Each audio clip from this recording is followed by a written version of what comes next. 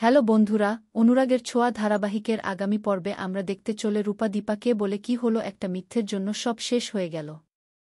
আজকে তুমি মহান হয়ে গেলে কিন্তু আমি কি হলাম, কি হতো সবাই সবটা জেনে গেলে আমি জেলে চলে যেতাম। কৃষ্ণ অন্তত আর একটা বিয়ে করতে পারত। লাবণ্যর জীবনটাও তো নষ্ট হয়ে গেল। তখনই দীপা দীপকে কল করে সব খবরাখবর বের করতে বলে যে লাবণ্য কোথায় থাকতে পারে। অন্যদিকে রূপা দীপাকে 1 মাস সময় দিয়ে বলে তুমি যদি এর মধ্যে সব ঠিক করতে পারো তাহলে ভালো, আর যদি ঠিক করতে না পারো তবে আমি সবাইকে বলে দেব যে রুডিকে খুন আমি করেছি। অন্যদিকে দেখা যায় দীপ উর্মির ঘরে অনাথ আশ্রমের কার্ড খুঁজে পায়। আশ্রমের কার্ড নিয়ে বার হবে ঠিক তখনই উর্মি চলে আসে। আর দীপের কাছে জানতে চায় সে উর্মির ঘরে কি করছিল। সকাল থেকে সূর্যকে খুঁজে পাওয়া যাচ্ছে না, এজন্য উর্মির চিন্তা হচ্ছে একথা ও দীপকে বলে। তখন দীপ উর্মিকে বলে তোমার ঘরে এমন কিছু নেই যে চুরি করতে আসব। আর অন্যদিকে দেখা যায় দীপা অনাথ আশ্রমে যায় আর ডোনেশন দেওয়ার কথা বলে।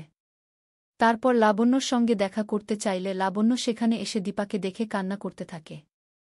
তখন দীপা লাবণ্যকে জড়িয়ে ধরে বলে আর কাঁদতে হবে না, তোর মা চলে এসেছে। তখন লাবণ্য দীপাকে বলে যদি কারো মা বাবা থাকে তবে সে কি অনাথ আশ্রমে থাকে। এরপর লাবণ্য রেগে গিয়ে দীপার আনা সব উপহার ছুঁড়ে ফেলে দেয়া। তখন দীপা বলে আমি বুঝতে পারছি তোর অনেক অভিমান হয়েছে। তখন লাবণ্য দীপাকে জানায় উর্মি মাসে মাসে এখানে এসে কিছু টাকা পয়সা দিয়ে যায়। আর লাবণ্যকে অনেক বেশি কথা শুনিয়ে চলে যায়। এরপর লাবণ্যর এই আশ্রমে থাকতে যে কষ্ট হয় সবটা দীপাকে জানিয়ে কান্না করতে করতে চলে যায়। তখন দীপা এই কথা হোস্টেলের ম্যানেজারকে জানালে তিনি দীপাকে বলে উর্মি যেহেতু লাবণ্যর অভিভাবক হিসেবে রয়েছে তাই উর্মির অনুমতি ছাড়া লাবণ্যকে তারা আর কারো কাছে দেবে না। এরপর অনাথ আশ্রম থেকে উর্মিকে কল করতে উর্মি প্রচণ্ড রেগে যায়। সে ভাবে দীপার এত বড় সাহস, সে লাবণ্যর সাথে দেখা করতে অনাথ আশ্রমে ও পৌঁছে গেছে। এরপর উর্মি একথা জয়কে না বলতে চাইলেও জেনে যায়।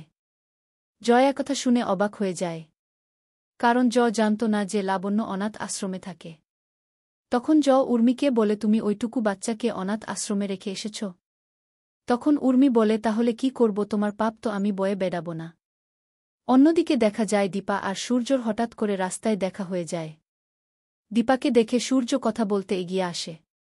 দীপা সূর্যকে জানায় তাদের ছোট্ট লাবণ্য অনাথ আশ্রমে ভালো নেই। সূর্য তখন দীপাকে বলে লাবণ্য তো তার মায়ের নাম। তখন দীপা ছোট্ট লাবণ্যর কথা সূর্যকে মনে করানোর চেষ্টা করে।